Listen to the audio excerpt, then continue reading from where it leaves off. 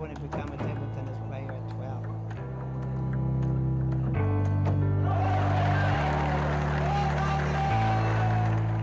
Stellan Biggs, he's from Sweden, and he won the World Championships in 1971, and he was the youngest one to win it. When you look at like the list of all the world champions throughout the history of table tennis, most of them come from China. So it was a big thing that he won. And after that, the main thing was that he continued playing. He didn't win the World Championships again, but he did train Waldner and Pearson, both of whom were world champions as well. So he's not only a world-class player, he's also a world-class coach. Stellan's got to be at the top of the thing because he did what somebody else had never done before. He's the first one to beat the Chinese. Like, he showed the rest of the world that's how you do it. This is how you can beat them, and they're not invincible. I mean, so how could you not know who that guy is? So the guy who breaks through the barrier, everybody else is doing it now, but he started it. You know, he's the father of that. You know, he kind of paved the way.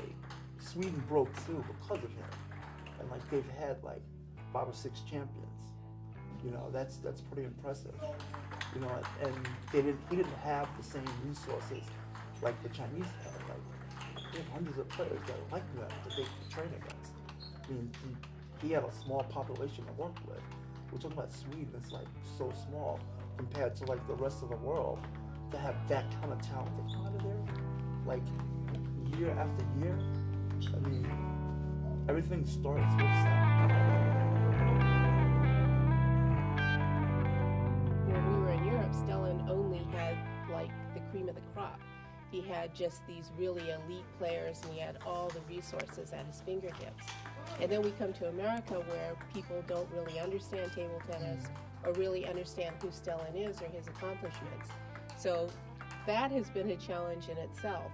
But you have to continue to try to go forward on those ones and not just stop so the ball floats up.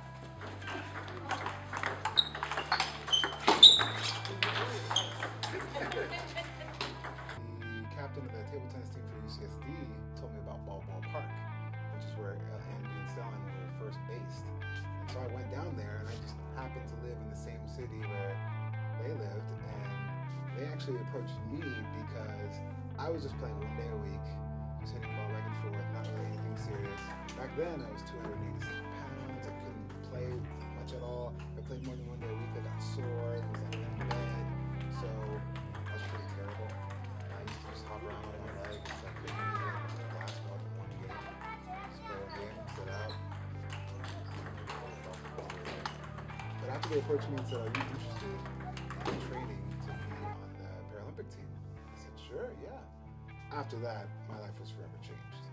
Once I started training with Stellan and Angie, maybe a year after, I started to play tournaments internationally. I went to Germany for the first time.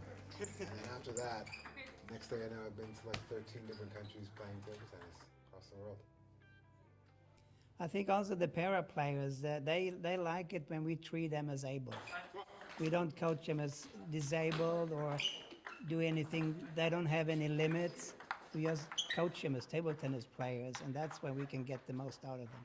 Stellan's sort of the coach at home, and then I'm the traveling coach. They wanted someone to give them tips and to have the eye of the coach to be able to improve their games. And until we actually became involved with the national para team, we see what they can do, and then we push them farther.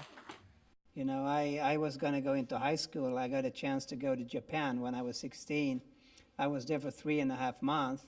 So my parents said, "You can take this 1 year off from school and you start again." Now it's 47 years later, I'm still on that 1 year off. Yeah. So there was no turning back.